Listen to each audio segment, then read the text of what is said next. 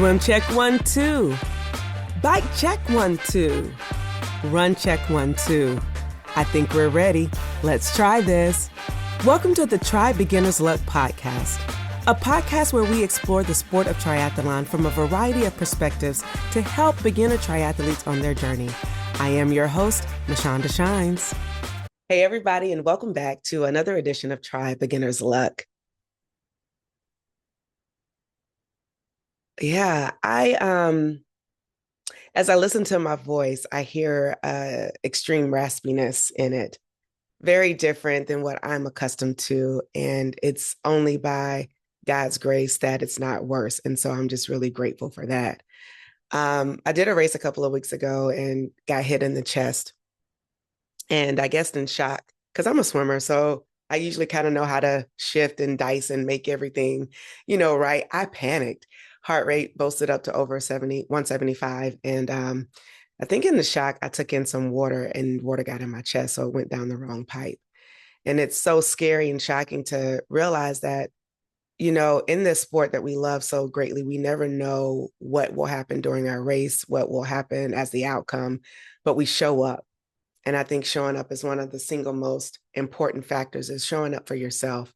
When I think about this entire year and the things that I've been through, showing up for myself and regaining that confidence has allowed me to re-engage in this sport in a way that still amplifies and energizes my desire to keep trying no matter what. And I think sometimes we think just because we try, we win. Yes, we do. Because every time we try, there's always an opportunity to win, to learn, to grow. That's a win. We may not like the outcomes of some of the things sometimes, and we have to be like, this don't feel good. It doesn't always have to. The one thing that we have to remember is we can't stop trying. And so as I've had to wrestle the last 2 weeks in my feelings about a whole lot of things, from another DNF to just my health and being on steroids, and I can't say the word albuterol, it's caused me to remember about the power of breath and how it is a gift and a miracle to breathe. And it also has caused a righteous indignation, I think that's what I want to say, to always use my voice to amplify others, to create space for diverse voices, and to really be a light. My name on social media is not Mashonda Shines for any reason. It's Mashonda Shines because I used to allow people to dim my light so that I could fit in and be accepted. That's never okay. It's never okay. But in Matthew 5, I was reading, and this was the first time for me where scripture just popped off the page. And how people say, oh, and it just popped off. I was like, I don't understand that because, I didn't grow up in the church. But it resonated in my body.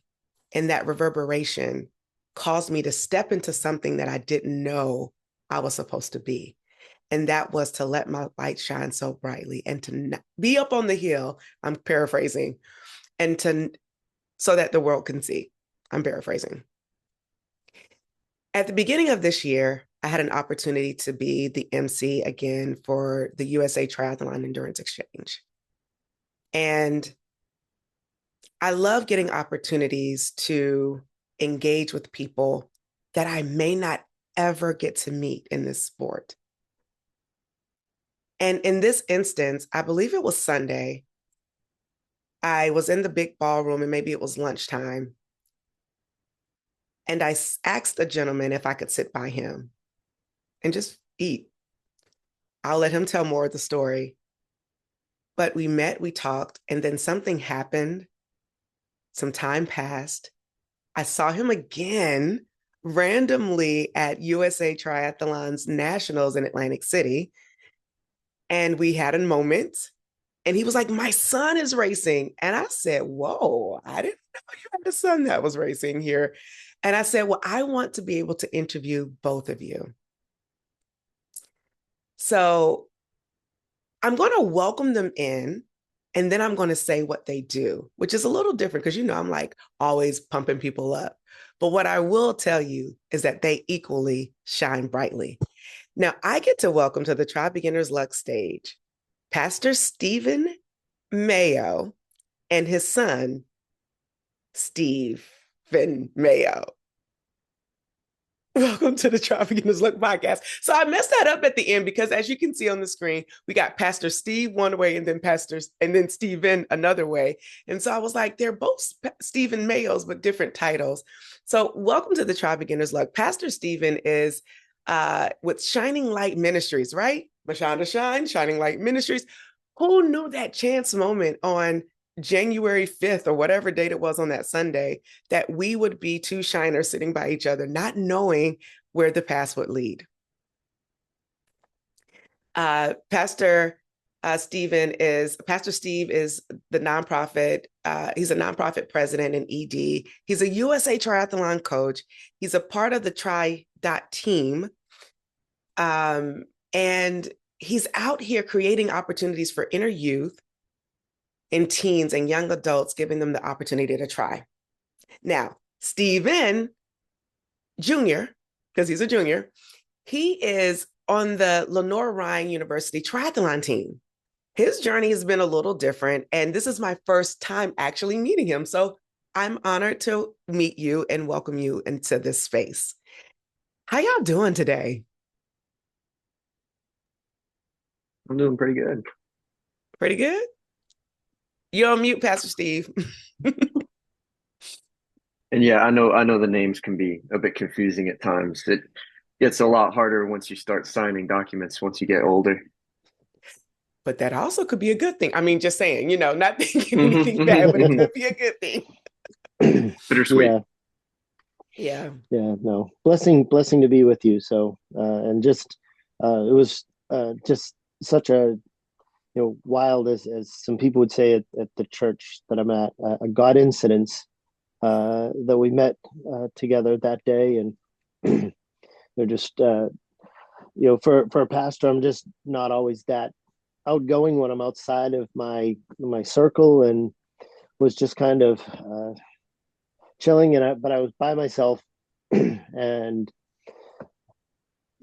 and you came over and you're like, hey, do you mind if I sit with you? And it was just it was so nice because I like saw you up on stage, and it's like, wow. And I was just like, okay, you know, that you wanted to sit by, and kind of, you're like, oh, I just want to get to know a little bit about you. And as we shared, it was just such a wonderful time. And so we start sharing, and then the fire alarm goes off, and we we get down and we're kind of sharing, and you're telling me about this amazing ministry and outreach that you have, uh, and then I shared with you kind of what we're doing, and as we're going, we're like, wow, this alarm isn't stopping, and it's affecting what we need to do. So we're like, we should pray. So I ran over and got Dan Caskey, who's works for TriDot, a friend of mine, because I know he's another believer in Christ. And we said, let's pray. So we just sat there and we prayed, and at the end of our prayer, the alarm shut off,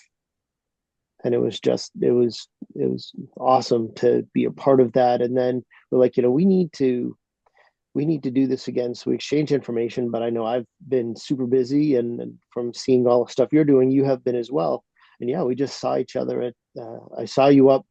It was at the swim start, and Stephen was getting ready to go in, and I happened to see you there, so I just kind of reintroduced myself to you, and you're like, "Oh yeah, that's right." So, and yeah, I mentioned that Stephen was racing. It as a father, there's to get the opportunity to race with my son, which I he is so far beyond me at this point in time, that now kind of, used to be when we train, I'd kind of wait for him to catch up, and now it's, he either has to, if he's on the bike, he has to loop around, or if we're going to run together, it'd have to be on a track, because we're not even close. But just such a blessing to be able to race and to have that time together, and it's something that is a bond that we have, which I cannot thank God for enough. I love that. And, I think when I hear you say the story or share the story, I think that's the power in just being kind and generous with your time to get to know people that you may not know. We didn't know each other, but yet it was for such a time as that at that Hmm. particular moment. And to your point about being an introvert, people probably will not believe it, but I too I have introvert tendencies, but really extreme extrovert tendencies.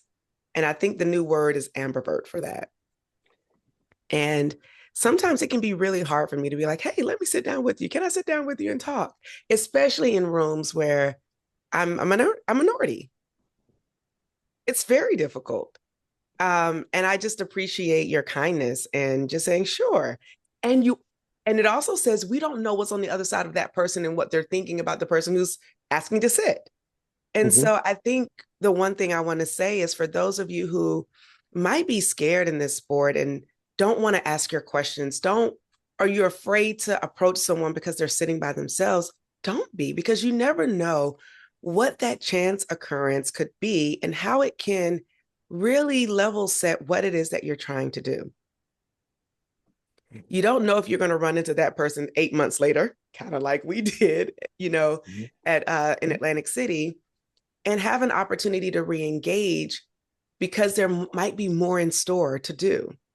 So I just encourage you, if you are in an event, if you're at a race, and there's somebody that's maybe standing by themselves, go say hello, good morning, because you never know what that hello, good morning could do for that person, or release any anxieties that they may be having, or help to cheer them up. We don't know what's on the other side of what people are experiencing when we enter their space. And so I just think that this sport is so gracious in most ways. And the people are very kind most often.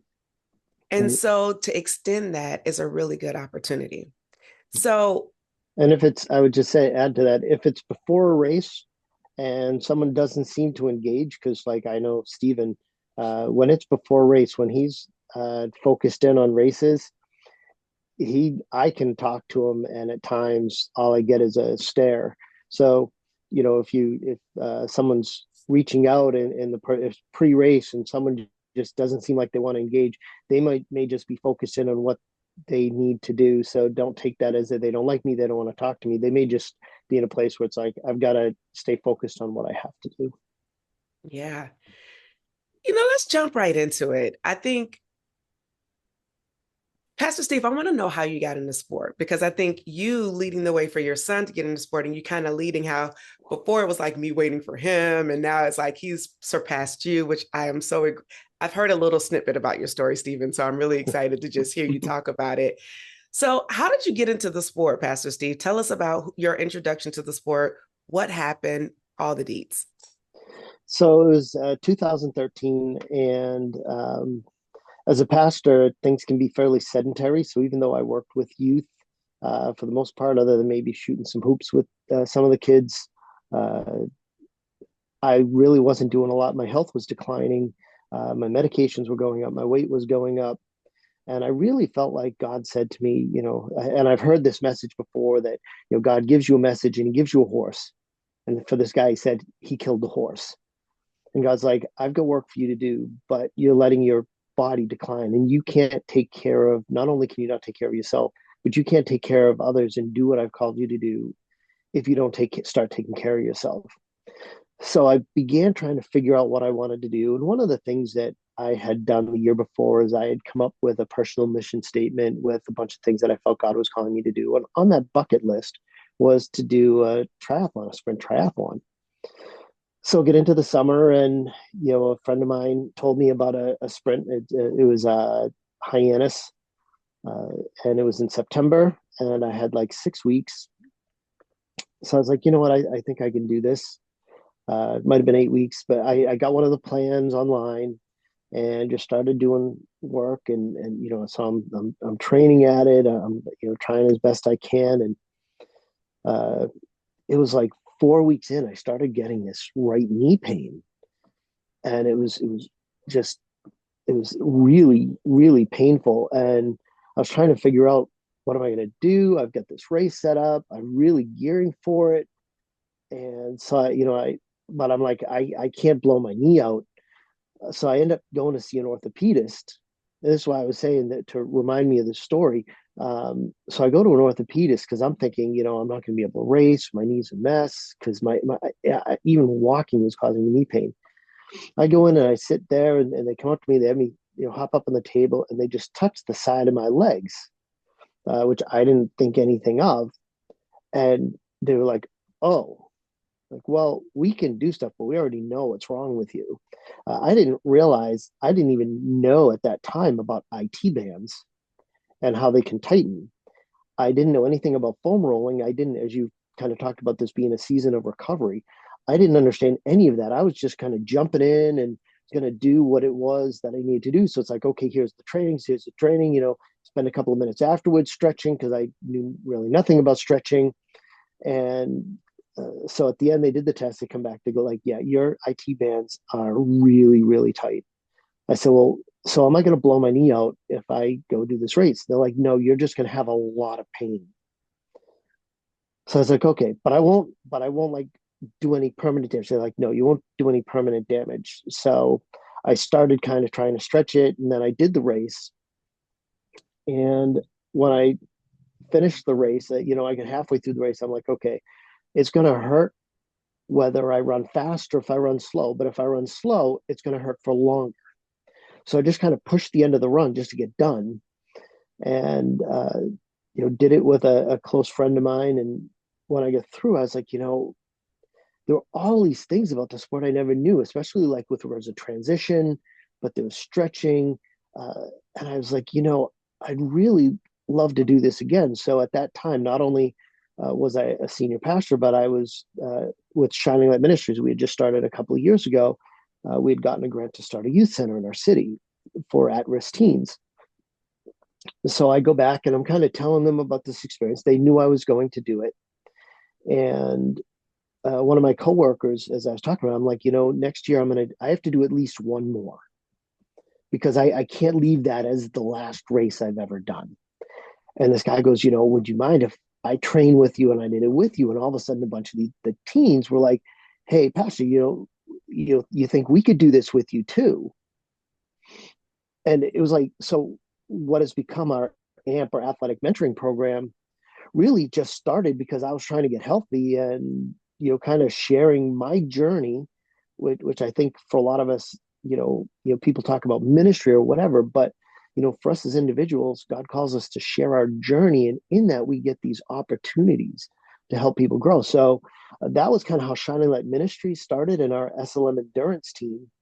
And then in there, a year or two down the road, and there was one of the youth we were working with that decided he wanted to challenge my son, who was not necessarily someone who was into sports and athletics at the time, and they were going to do one together. But I can let him kind of share about that. But that's kind of how I got into it, and just since then, it's we've seen kids come and kids go, and teens come and go, and but we've had well over 100 people who've done triathlons with us over the last 10 years. What an incredible story. And you're right. So sometimes I talk to guests before the show and we talk about recovery. And I actually forgot to talk because, as many of you know by now, I don't come to the show with a plan. I don't have pre-prepared questions. I kind of let things flow and leave opportunity and space for things to emerge out of the conversation. And so prior to us talking, I was saying how the season, the underbelly of it is about rest and recovery. And so that's kind of where that comes from. So just wanted to point that out. Stephen, tell us about your journey, because again, your dad just said how it started with a friend, and I just love it. So go ahead, tell us your story. Yeah, so this was 2016, early 2016. So I'm an '02 baby, so I was 13 at the time, and I didn't really have anything. I didn't really do many sports at the time. It was kind of just me focused on middle school and just kind of going about my day.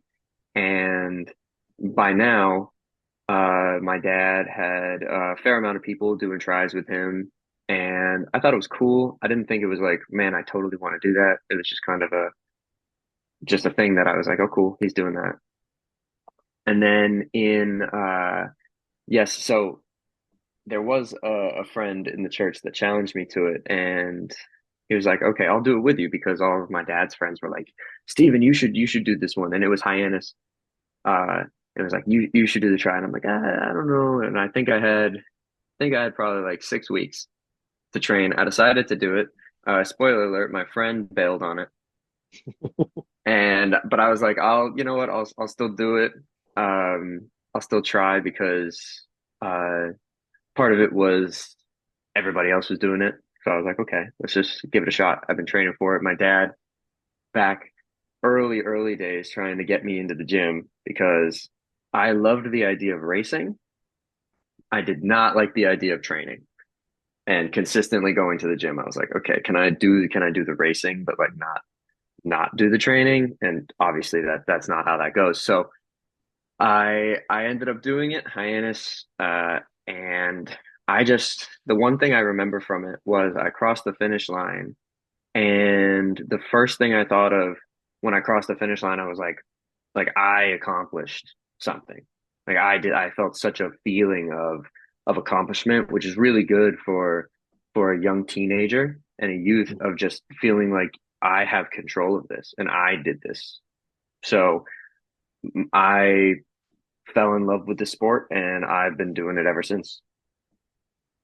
And that was how I got into it. Spoiler alert, that's usually how it happens. Your friends say they're going to do something with you and then they back out and you're stuck with it. Trust me, the story, I hear that so often.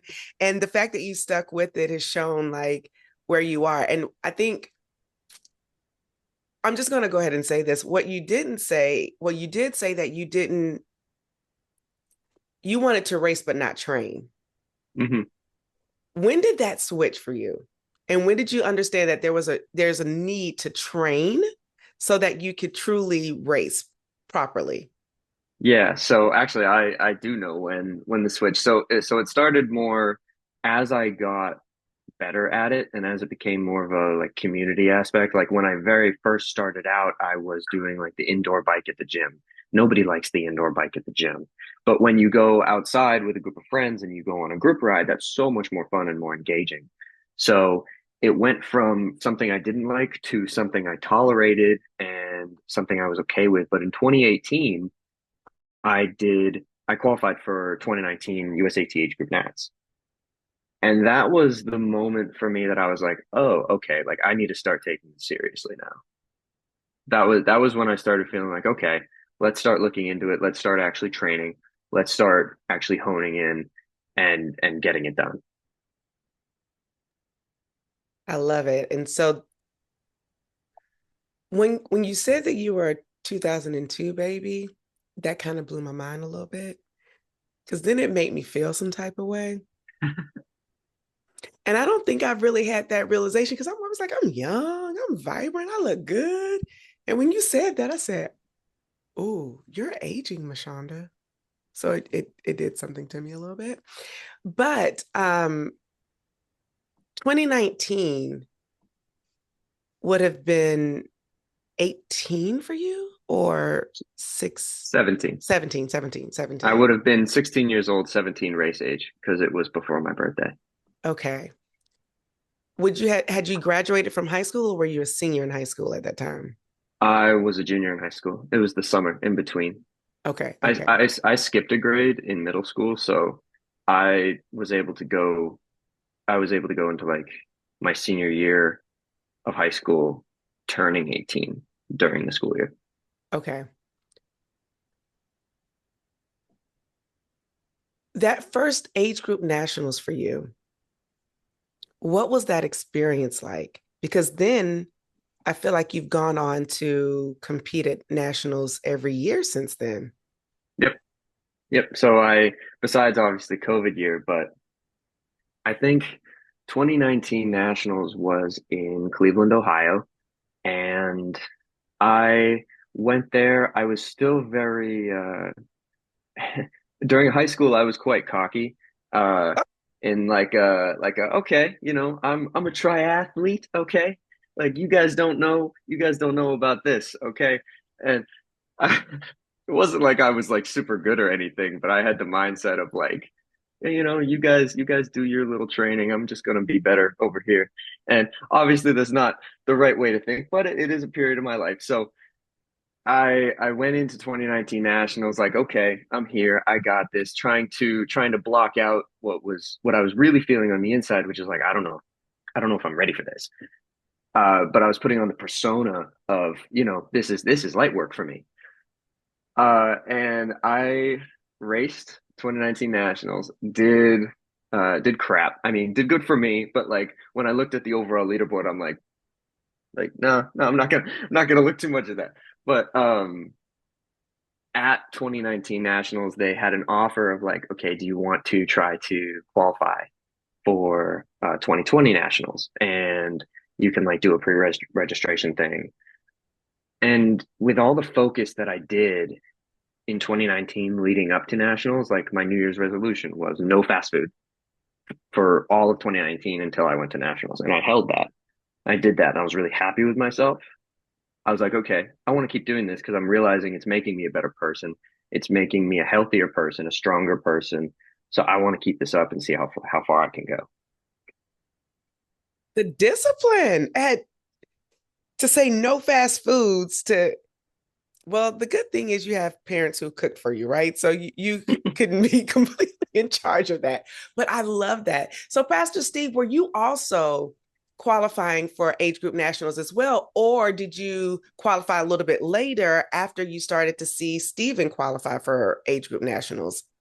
So it's interesting. We both raced in it was the Lobsterman, an Olympic length, um, and they sent the "you've qualified" to me, and I was shocked because I was like, my time wasn't that great. I don't know how I did this. Come to find out, they sent part of that you mentioned about the names. They sent it to the wrong Stephen. So come to find out, it was Stephen. So where we were going to Cleveland at that time, I could do the sprint because it didn't require for you to qualify. And in 2019, so we finished that, and at the end, it was like, you know, it was sprint. For me, it's I'm not fast, but it seems like the further I go, the more people slow down, and I can kind of one of those. I can kind of go forever. It seems like, but I don't have that top speed. So when we talked about it at the end of 2019, you could sign up for 2020, and I asked him if he wanted to do it again, and he said he did because all of a sudden now it's like as he said, he kind of racing in New England is a different animal than racing nationals because New England just it's still really up and coming here, so there just aren't as many athletes at that level. Mm-hmm. So he said he wanted to, and I said, listen, would you mind if I race that with you in the Olympic distance? Because at that point it was kind of like, well, you've raced, and I found out I could race the other one as well, the Olympic as well. So we were set to race 2020 together, and Steven was like, okay, now kind of it was a reset time for him because all of a sudden he realized that he thought he was here and things were shifting. It was also 2020 was supposed to be in 2019. They talked about what you needed to do to qualify for Worlds, and that was he knew the next year would be his last time to qualify. 2020 was supposed to be the last time for him to qualify as a junior. Mm. So he really wanted to give it a shot. So that was so we kind of put more into his training at that point in time, and we both ended up going, and we've been to every nationals since then. Wow. Um, you said something in there that I heard, and I want to hit on it, reset, and that's only because at the beginning of the conversation, I wrote down reset, and I didn't know why I wrote down reset. And so I want to zone in on your reset because I feel like there was a reset that happened, which also has catalyzed you to be at Lenoir-Rhyne. And can you share that a little bit? Yeah. So my main reset point, and I'd say was not actually a 2019 Nationals. It was fall of 2020. And I remember it, it's buried in my brain, and I can easily tell the story. I'm not going to try to take too much time, but it was my first semester at college, and first time it was it's kind of a make it or break it when you start college. It's kind of like, especially with training, since there was no tri team at my college, and I wasn't on a sports team in my college. It was kind of more, I don't have my dad to drag me to the gym anymore. It's, do I pick pick up my own shoes and go to the gym myself on my own time and schedule, or do I not? And I found that I actually became much more disciplined when I had to do it myself, because now there's nobody making me do it. There's nobody telling me to go do it. So the only person that can make me do it is me. And this was mid-October, and I was on YouTube. It was a day I didn't have homework, and I was just looking for something to watch, and I found a replay of the 2016 Rio Olympics for triathlon. And I was like, what? I didn't even know like triathlon was even in the Olympics, and a lot of people don't. So I watch it, and most people when they watch an Olympic sport is they are, wow, these athletes are so amazing. Wow, good for them. Top of the world, that's amazing. That's not actually what I thought when I watched it. The only thought entered my mind for the entire 2 hours that it was the men's race was, I want to do that. And I felt like I needed to do that. I don't really, still don't really know where the feeling came from. I can only assume that I was called by God for this, and I'm still confident in that. And since that day, there has not been a single day that goes by where I have not thought about the Olympics and not thought about professional triathlon and what I can do in the sport. So that moment shifted everything for me. Shifted my entire brain of being like, okay, this you're doing this. And I would go to the gym, and my dad can attest, every single year it seems like I am just getting more and more focused and more disciplined. One of the things that I like to do to keep myself focused is on my Instagram every single year I set a word for the year, and I make a post about it. So this has been going on like the past 2 years. So the first year was discipline, just flat out discipline. So every day, if I'm having a bad workout, or if it's just a hard training day, don't want to get up in the morning, don't want to stretch, don't want to do this, I'm like, okay, this year is the year of discipline. That is the goal for the entire year, is to be as disciplined as possible. The year after was refining. It's like, okay, I'm going to take what I just did that past year. I'm now going to refine it, because now I'm getting better. I'm getting stronger, but I need to make those little tweaks. And that's something that I like to do every single year. But yeah, very pivotal moment for me was definitely like a hard reset button just pressed back in 2020. Mr. Steve, when you hear your son talk about the shift and the hard reset and the discipline, what's going through your mind as a father, but also as a pastor? Because like I'm listening to Stephen and I'm like, yeah, like, yes, this is great. Like I'm getting inspired. And so I hope those that are listening and or viewing on YouTube are equally being inspired, because I think sometimes we all go through different life circumstances, right? We come from different places, different backgrounds, different upbringings, different, some people are A type, B type, C type, D, F, G types, whatever. We have different ways of coming to this sport, and we approach it very differently. But as a father and as a pastor, how does this make you feel when you hear your son speak about this? So, it was exciting, to have him come run up to me as I'm finishing my run. and hear him just being like, I made it. I made it, because he was top 18 this year, which means he qualified for Worlds, which was a goal that he had. Um, so to do that and to see the amount of time and effort and work, super proud. But more than that, he's felt like this is what God's put on his heart for him to do now, and the fact that he's taking that seriously, and the way that he is given back. He's an assistant coach when he's back here with Shining Light Ministries, and he cares about the kids. He shares with them. He encourages them. He inspires them.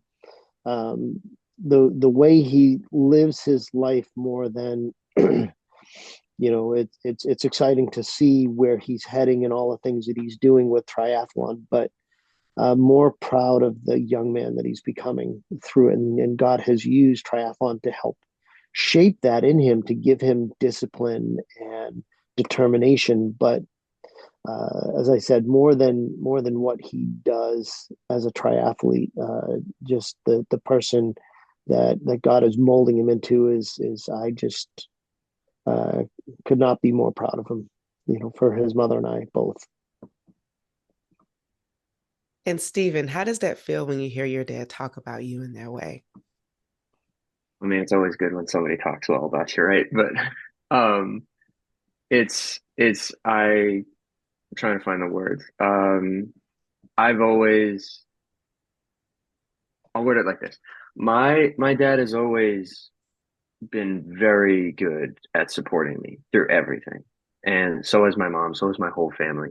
But with the bond that my dad and I have made through racing together, there's not been a single thing where I felt like he's been disappointed in me. Mm. I know that wherever I go as a person and wherever I go as an athlete, he is going to have my back 100%. So I absolutely love to hear that he's proud of me and everything. That's a gift and such a privilege. And I just felt like that was a very sweet moment that I didn't want to miss that opportunity, because sometimes, we need to hear that assurance and the affirming thoughts that, people say, especially from those that we love and trust. You mentioned earlier on about the mindset and mentality about this is light work. I feel like you were sliced some humble pie, which we all are. Like, look, I get it. I'm kind of like that in certain areas of my life. Tell us about how your humility has evolved and what mindset you carry now that you didn't have when you were earlier in your triathlon career. That's a good question. I'd say I'd say back the main shift and kind of the overarching quote that I'll use for this and then I'll go into it is I began racing for me, but now I'm racing for God. So back in 2020, like before 2020, the only reason I was racing was purely for my own benefit. I want to get faster. I want to get stronger. But there was no other like overarching purpose of like why am I doing this besides just, you know, I want to feel like I have that power. I want to know that I can run this fast. I want to swim this fast. I want to get on the podium. I want this medal. Yada yada yada blah blah blah. Now I am like, this is what I'm called to do. I am following in what God is calling me for.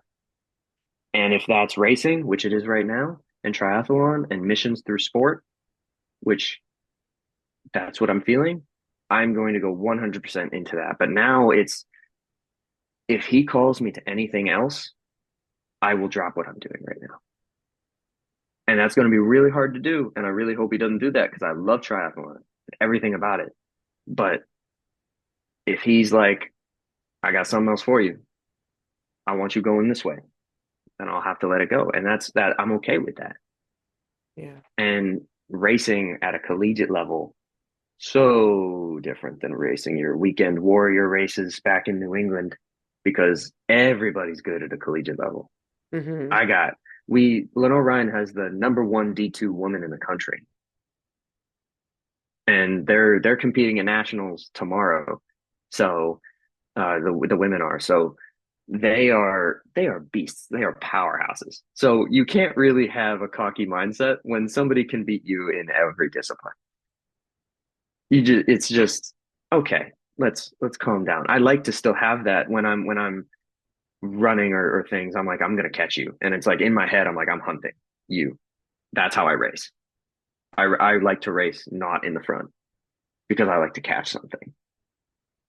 So my race mentality started as, just for me, but now there's so much more riding on it in my brain and in my heart. Yeah. Wow, that's really cool to hear. And I love the evolution of it all. I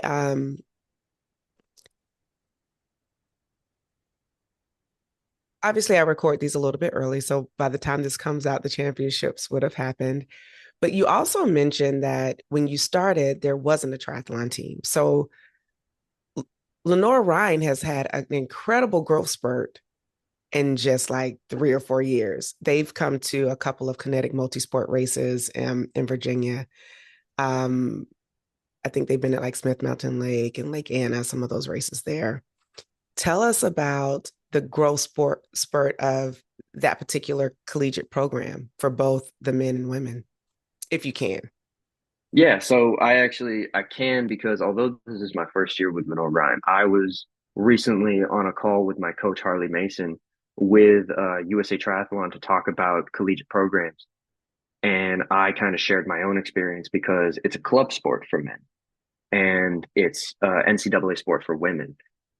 And the call was mainly about what uh, do people do when they want to get into the sport and how do they get into it. So I shared my own story of how I got connected with Lenoir-Rhyne, and Lenoir-Rhyne, all I know is when Harley took over. I know that before 2022 they had a different coach, but 2022 and 2023 Lenoir-Rhyne's the D2 national champ. So hopefully by the release of this will be a hat trick of national champions, a nice little three-peat.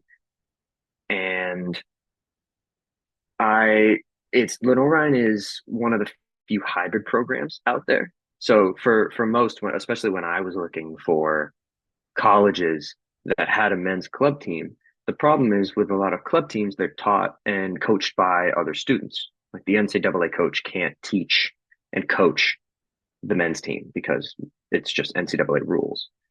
But Lenoir-Rhyne is one of the few schools in the country, one of, by the time when I was looking back in 2022 for schools, it was one of three schools where the NCAA coach could also coach the men's team.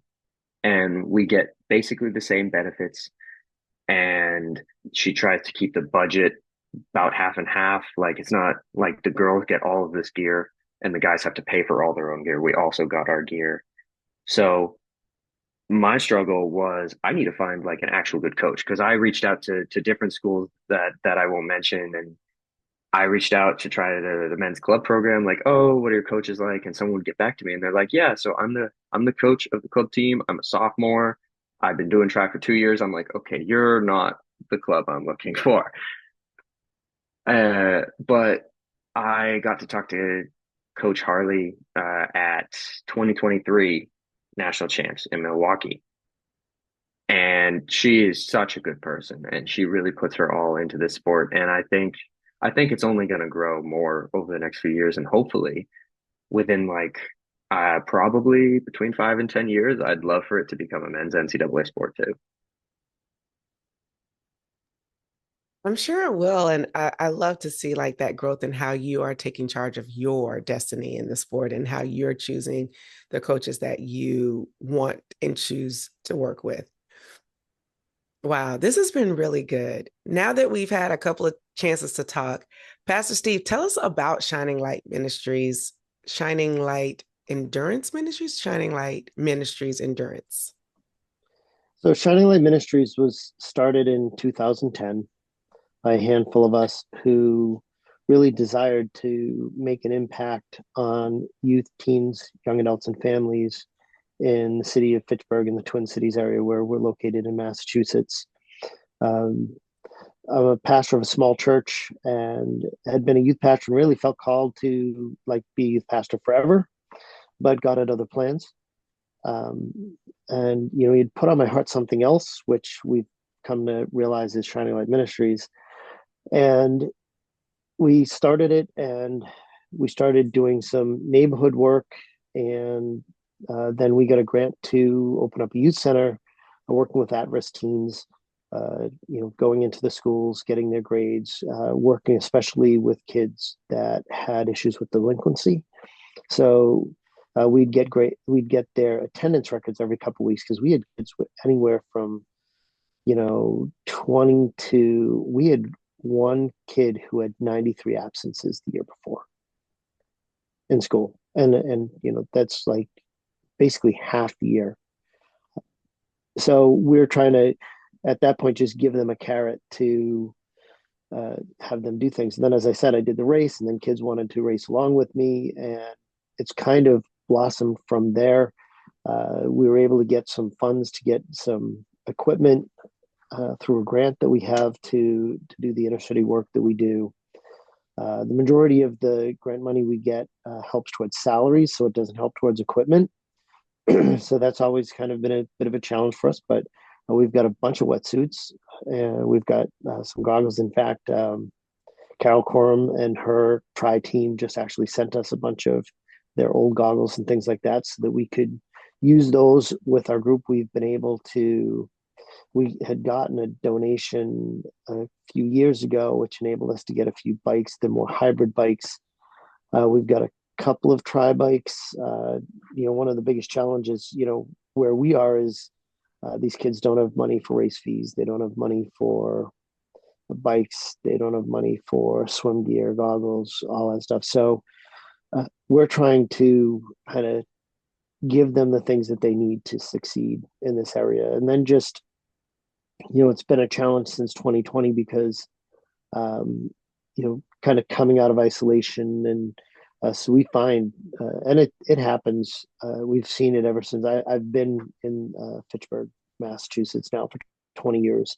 And it just seems like every few years it'll rotate and everything will shift. And you're almost dealing with a completely different population. So we're kind of in that place now, but we've got a few organizations that are connected with us, and we're beginning to put those pieces back together again with some kids that are in group homes and things like that. So our goal is just to, Shining Light Ministries is a faith-based organization, although the grants that we have do not allow for proselytizing. So in the programs that we run, we don't necessarily, have Bible studies and things like that.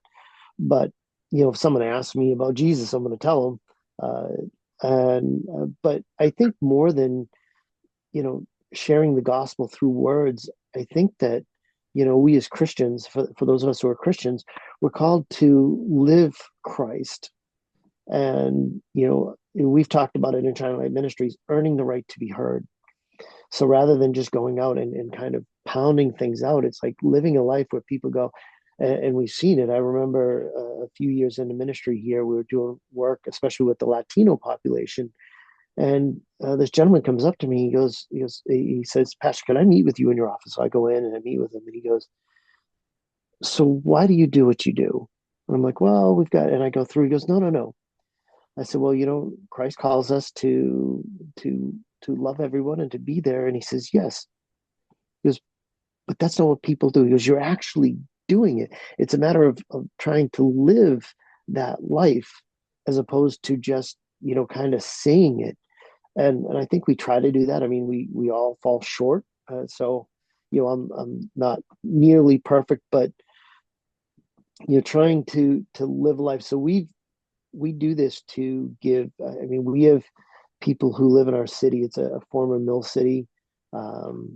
It's well below the poverty line, enough that the majority, well, right now, all the kids that go to schools here get free lunch because I think it's something like 90% of the poverty level in the state of Massachusetts. So, we're trying to just give them opportunities, and having people have gone through the program and then they succeed. And we've seen people who are like, have been, SSI for 2 generations. And now we've got kids come up going, wow, kind of like Stephen was saying, I did this. And then turn around going, yeah, well, you did this. What else can you do in your life? What else can you do academically? What else can you do socially? What else can you do in work? And telling kids, they're like, oh, well, I can stay on SSI and I can, just work 19 hours a week. It's like, yeah, but God's created you to work, and he's gifted you, and you can do so much more than you think you can. And I think that, one of the things that I've found through triathlon is that, as I've bumped up through different distances, especially, is one, you rely on God to get you through, but also you realize that God has gifted us to be able to do so much more than we think that we can. So just sharing that with kids and young adults, I think, is an important message for us to give. And now I'm supposed to have to talk after that? Hey, that's a lot, right? I'm supposed to not have onions burning my eyes right now. As an empathic person, I feel so much, and it can be the happiest times, and I'll be like, "Oh my gosh, I want to cry." But no, I love that so much, and what you said is, the love, and I think one of the things that people don't always get to experience is that love, and we take positions and we hold what we believe to be our truths without filtering them through the sense of love. And if we filter Mm-hmm. everything that we do through the fabric of love, it doesn't matter the why, because it will be understood. And so, okay, recomposing myself, that y'all have been hitting me the whole time. Like, I'm like, why is this happening on today? And I'm just like bubbly all on the insides, or just filled with emotion. Um, but I always appreciate really rich conversations like this. And there's so much more I feel like we can talk about. And I know that our time is a little limited because we can't talk forever on the podcast. Like, it's a little the nighttime.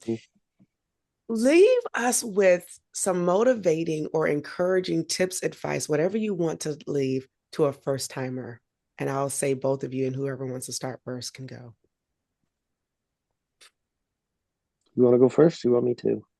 I'm gonna take a minute to think about it. Okay, so for someone who's a first-time triathlete, I guess because I'm sure everyone listens to this, uh, you know, Yes, they do. whether yes, so whether you believe in God or not, we have been created, and our bodies are such amazing machines. And one of the things that I love about triathlon is that not only do I get to spend time with my creators, I say, I can't do this. I can't do this.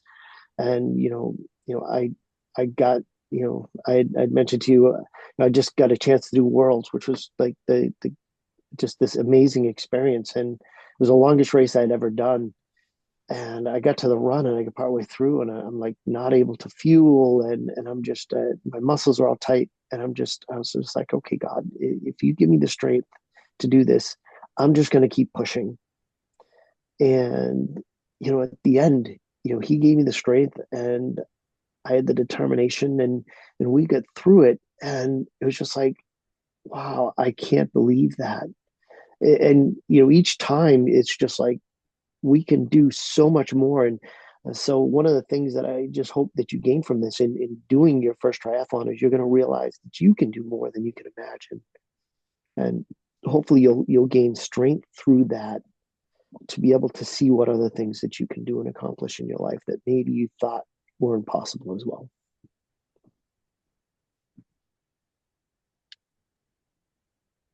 Okay, I got two. I got two good things that I can say to kind of close this out. The first one is one that I heard. Fortunately, I can't remember where I heard it, It was strength flows where energy goes. And I think for a first timer, some people listening to this may be the working triathlete type where they work a 9 to 5, they have a family, they have a job, and it's difficult to find time to train for something like this. So you think, okay, I'm just not going to do it. I kind of want to do it, but I'm not gonna put the time to it. I don't have the time. And coming from someone who is incredibly busy like myself with collegiate training and being a graduate student and being on the triathlon team with a job, I understand how hard it can be to find time. And this is when putting yourself in a good environment with people that motivate you, with people that push you, like with my dad, who, even though I'm busy, he keeps me going. That is where that would be most important. The second thing I want to say, because this podcast series is right now, this season's on rest and recovery. So I have a quote from my old coach who used to say, "You can only train as hard as you can recover." I'm going to say that one again. You can only train as hard as you can recover. So for somebody, the more volume you put on, the more intensity you put on, you want to train harder, you want to train faster. If you're not recovering enough, your body will not be able to output the energy that you're trying to put into it. It won't be able to. It won't have the capacity to do it. So I'll leave you with that. You can only train as hard as you can recover. Just gonna turn over the podcast to Stephen, because I mean he can do this. He got this. Okay. You got this. This is great, both of you. That was just really great. Wow, thank you so much for coming to the podcast. We have one more little fun piece that we always do is rapid fire, and we'll just ask you some really quick questions. Don't have to think about it too much. We'll see where it goes. And but thank you. This has been really, really, really good. Well, since we ended with that recovery piece and you said it like 2 or 3 times, and when it's written 2 or 3 times, that means you need to pay attention. What's your favorite recovery tool or method? I have something called the polar massage bar. It is if you've ever heard it, sometimes called like a tiger tail. And it's one of those foam rollers that's like maybe this big, and it's got like the two handles, kind of like a rolling pin. Mm-hmm. But this one's made out of steel, Oh, and it's solid. So and there it has like ball bearings instead of, so it has like no friction. So you can cause some immense wonderful pain with such a tiny tool. Another thing is called the polar massage bar, because you can put it in the fridge or the freezer, and you can get it really cold. So after like a really hot run or really intense bike, and there's so much heat in your body, you just put that thing on your quads, man. Oh my goodness, so much good pain. so much good pain. I need to get one of those bars. Send me a link, Pastor Steve, for that. Okay, Sure. Pastor Steve, what's yours? So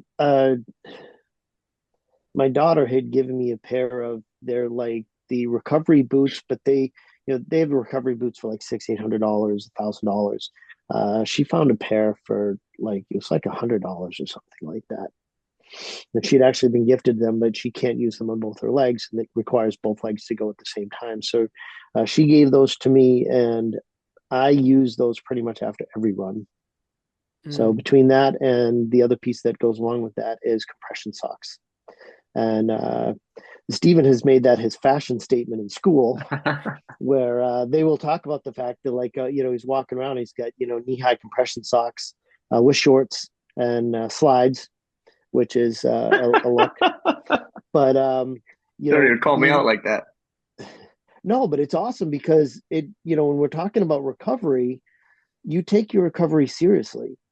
And and that's one of those things where the blood can pool down in your ankles and in your feet, and you're not getting the recovery you need. So compression socks can make a big difference, and it's something that is kind of like the polar bar. It's not that expensive, so you're not spending $500 to $1,000 on it, and you can just continue to use them. Mm. So that's it. It's a nice way, but just, as he was saying with this whole recovery piece, just realizing how important recovery is, and, being willing to put that recovery right up there. Yeah. As you said, you can only train as hard as your body can recover. So, what are we doing to make sure that happens? And that's an area Okay, where, Pastor Steve, he rapid doesn't just fire. talk about it. Go ahead. Sorry. On a whole different tangent. I'm like, Went from a rapid fire to a long shot. right. But that's why he's the pastor. The pastor always has a Oh good yeah, word. you got him going. That was the thing. You, Ooh, you I said tell something. you. You got him going. Okay. Um, what's your favorite song? Ooh, that's a loaded question. Is it like favorite workout song, or is it like favorite recovery, like nice easy song, or Whatever you want it to be. okay. I'll give a quick one for each. Just one. I okay. There's a song called Easy by a guy named Mac Aries, Ayres. That is an easy recovery song. It's like slow R&B style. Oh my goodness. Such a good artist. The new album came out this morning. I'm listening to that right after this. It's gonna be great. Okay, Pastor Steve. There's only one I would choose. I Can Only Imagine. Ah, that's good. Um, In short, when you're working out, podcast, audiobook, music, or silence? Easy workout podcast, hard workout music. I'm usually music. Uh-huh.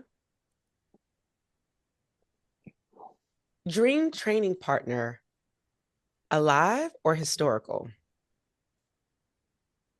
Alex G. Who? Alex G. Allergy? Alex Yee from Alex the G. Great Gold Britain. gold medalist Olympian. I wanted to make sure. I was like, my ears. No. Alex Yee. Okay. Yes, close second, my dad. Okay. Um, I mean, if it's historical and everything, for me, it would have to be Jesus. Yeah, I figured that's a good move, Pastor. That's a good move. You see where my mind went versus his. Good move. Good move. Wetsuit or without wetsuit? Swim with wetsuit or without? Wetsuit. Wetsuit. T1 or T2, which is more challenging for you? T1, easily. There's so much more you got to do in T1.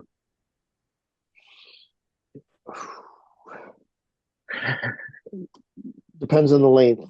So I've been doing more longer stuff. So T2, because you have to get your socks on and things like that. Mm. Bucket list triathlon. Oh my gosh, what's the name?